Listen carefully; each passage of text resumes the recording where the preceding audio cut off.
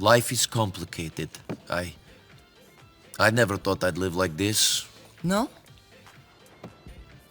When the war came, I did bad things. And after the war, I thought nothing of doing bad things.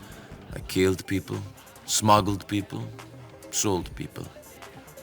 And you don't worry about your soul? After you walk into a village, and you see 50 children, all sitting neatly in a row against the church wall, each with their throats cut and their hands chopped off, you realize that the creature that could do this doesn't have a soul.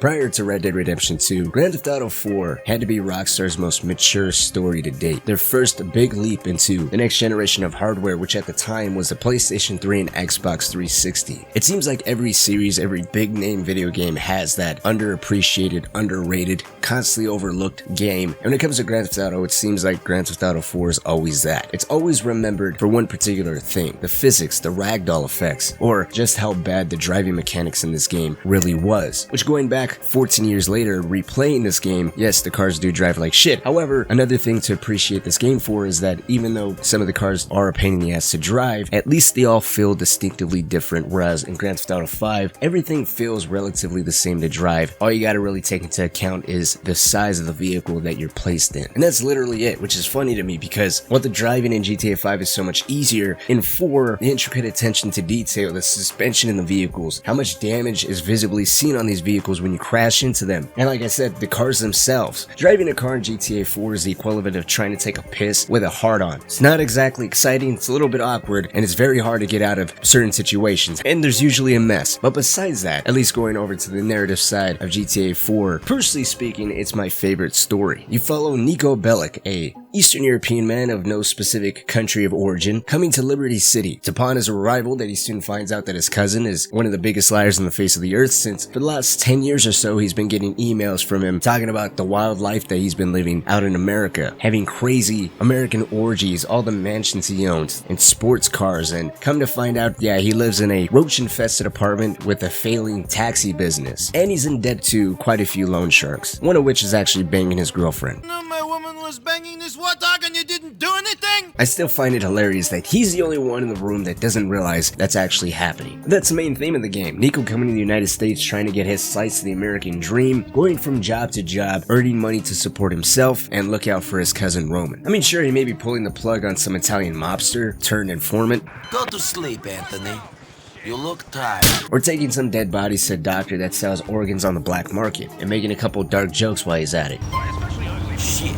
Were you guys trying to make a break for it? Rock one, my brother. It's me, Jacob. You want to get some food? Shit, Jacob, I'm sorry. I'm already hanging out with 2 friends. Yeah, this game has some missions that are way darker than I remember. I really only remembered extorting that one porn business, probably because I was a horny preteen at the time and constantly looking at the door to make sure no one walks in when that was going on. But holy shit, this was a great game. The best things about the story, though, is you can actually feel Niko's sadness in some instances. Well, yes, he came to the United States for a fresh start, running away from a powerful Russian gang member that, as it turns out, is also in Liberty City, prompting Niko to have his own set of problems that Roman unfortunately finds himself getting sucked into due to his own issues with gambling and not being able to stay out of the clubs, making him an easy target and way to get at Niko. But in spite of all this, Niko is on a little bit of a revenge mission. You see, back when he was in the army in Europe, you know what, fuck it, I'll just let him explain.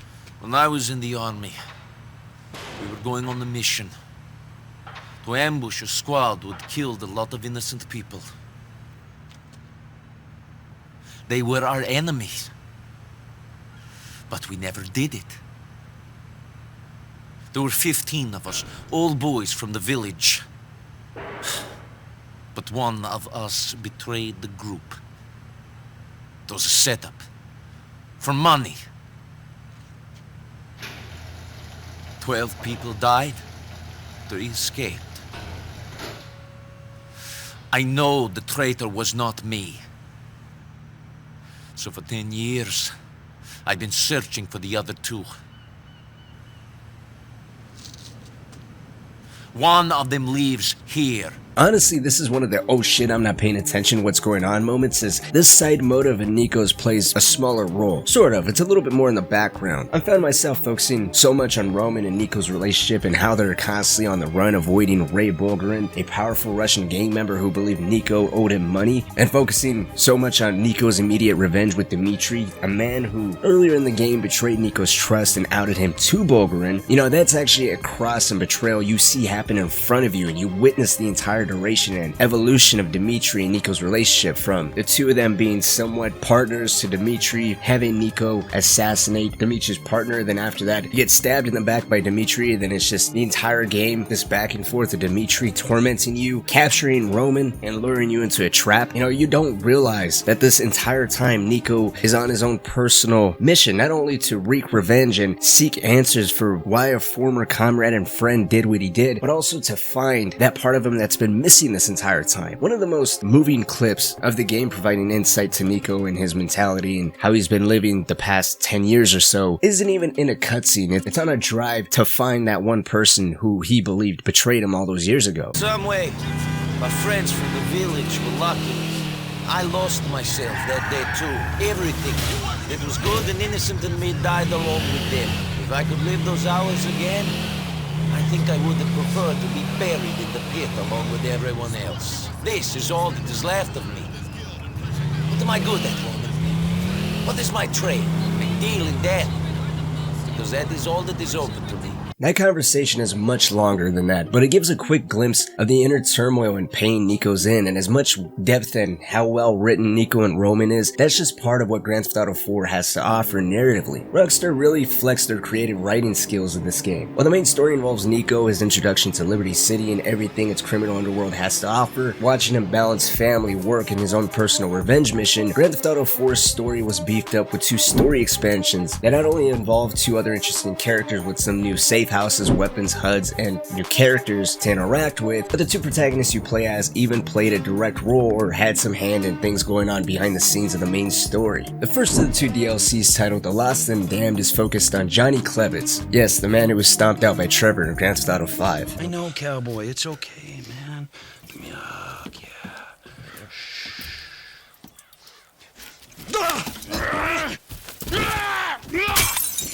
Fucking shit! Cut! Before turning to base head out in Sandy Shores, this DLC sees him as vice president, soon turned into president of the Lost Biker Gang, with this chapter obviously based out of Liberty City. All of the events of the DLC are going on concurrent to the main story, with you kind of being able to pick up bits and pieces of what the timelines are looking like across all 3 stories. With Niko, when you first meet Mikhail Faustin and Dmitri, Faustin asks you to kill a biker that his daughter's getting involved with, which you don't think too much of at the time. Just another hired gun mission, and that's it. In this DLC, you see firsthand how the Lost deal with it, with the president named Billy using the biker's death as a means to start a drug war with the Angels of Death, claiming they're the ones responsible for it. This in turn drives a deeper wedge between Billy and Johnny, with most of the DLC seeing Johnny as seemingly the only rational one of the gang. This rationality or disobedience in the face of Billy's recklessness leads to the civil war among the Lost Liberty City chapter, ultimately culminating and ending in what I think is one of the coolest endings ever. Billy at some point of the DLC gets busted by the cops and starts to becoming an informant for the police. This prompts Johnny and some of the higher up Lost members that stay loyal to him to break into prison to assassinate their former leader, with them straight up blowing open the front gates to the prison with explosives and strong arming their way to the prison yard for Johnny to kill the psychotic rat, is one of the coldest endings to a DLC. Checkmate, dude. Come on, get it over with. Do it! I'm doing it! What? You waiting for a speech or something? Come on!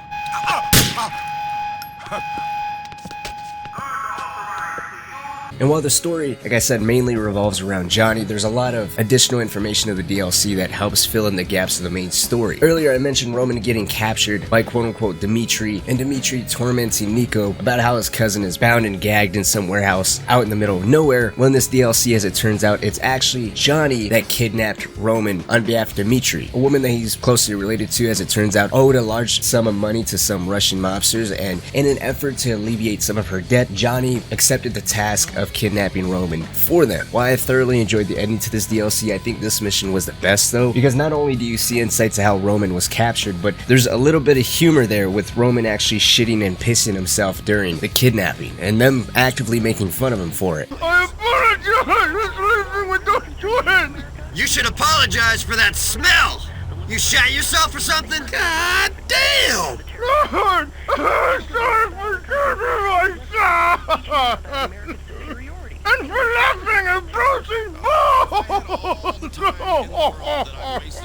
There's some other interesting tie-ins behind the scenes of what's going on with Johnny and the Lost, providing a little bit more insight to, again, the main story and how certain events end up impacting Niko and how he has to react on the fly. Or the mission where you kidnap Roman, even though Johnny himself probably didn't know that Niko is related directly to Roman, it just goes to show that even though they've been doing jobs together and they are familiar with one another, and for the most part they've been on the same sides, they're not friends. And at the end of the day, even though everyone's having their paths cross in one way or another, they're all ultimately looking out for themselves and their best interests. Yeah, there was a bomb at the bank. Place got robbed. Nothing to do with me, I swear. Some Irish guys. Anyway, listen. I'm coming over, okay? So wake up. You hear me?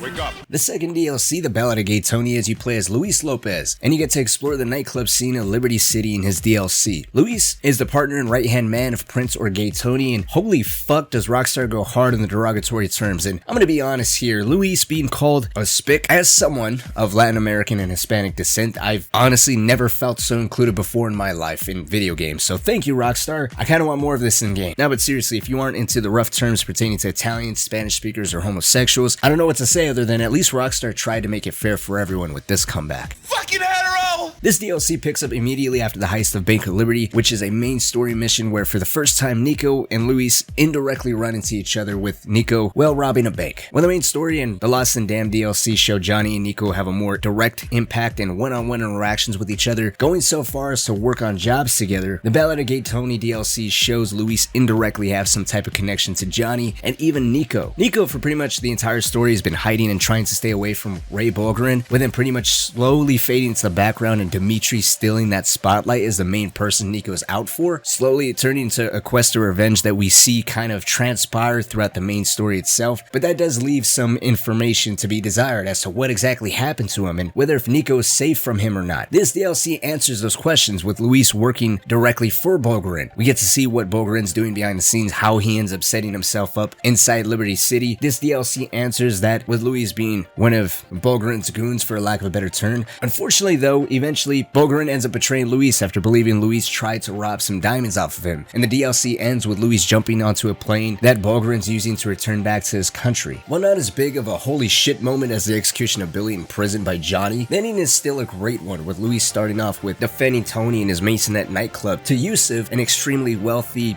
let's just call him friend slash business associate, lending a hand by providing some air support on your way to the airport to finish off Bulgarin. It's still a feel-good moment of everything and everyone coming together to exact Luis's own personal revenge quest on Bulgarin himself. And like I said, it ends with Luis managing to jump onto the plane and executing Bulgarin, who, in a desperate attempt to deter Luis from killing him, pulled the pin out of a grenade, forcing you to basically jump out of a plane that had a giant hole blown into the side of it. Besides filling in that giant blank with Ray Bulgarin and Niko Bellic, there's some other tie-ins to the main story as well as the Lost and Damned DLC. Interestingly enough, the Lost and Damned DLC is more directly impactful to the main story, but the events of the Ballad of Gay Tony and the Lost and Damned DLC are a little bit more intertwined. Luis doesn't have too much direct or indirect contact with Niko, but there's a lot more indirect contacts between the events of Johnny and what the Lost are doing, and Luis Lopez and what exactly he's doing. But it's a DLC that shows how well Rockstar was at intertwining a story that some consider to be their first true attempt at a three protagonist type of approach to a giant overall narrative prior to what we got in Grand Theft Auto V, with Niko balancing his past, his family, and his future, just trying to make ends meet in a new foreign country while trying to find some type of closure with the pain from his past, to Johnny, who's just trying to see his brothers are taken care of and not starting a pointless drug war that'll lead to a bloodbath. Then we have Luis, who's looking out for his mom, longtime friends, and business partner and friend Tony. Grand Theft Auto 4 is a game like no other, with a more serious tone from the other Grand Theft Auto entries while having a level of adult humor that will, unfortunately, frankly, never be replicated in any future title. It's a time capsule of humor Rockstar Rockstar's and the Grand Theft Auto series history, as well as an important part in gaming, and that is why Grand Theft Auto 4 is better than any of us truly remember it to be. And I highly recommend you guys diving back in and giving, at the very least, the main story another shot, because I think to this day it blows Grand Theft Auto 5's story completely out of the water. But that's just what I think. Thank you guys so much for watching. Like always, my name is Cynic. Let's talk. Have you ever played Grand Theft Auto 4? If so, when's the last time you played it? I don't think we'll ever get another game like this, which is sad. Clearly Rockstar's priorities have completely shifted and times have changed. There's jokes and things that are said in Grand Theft Auto 4 that I don't think will fly now. I don't think Rockstar really has the balls to push the envelope like that like they did before. Until next time, see you all later.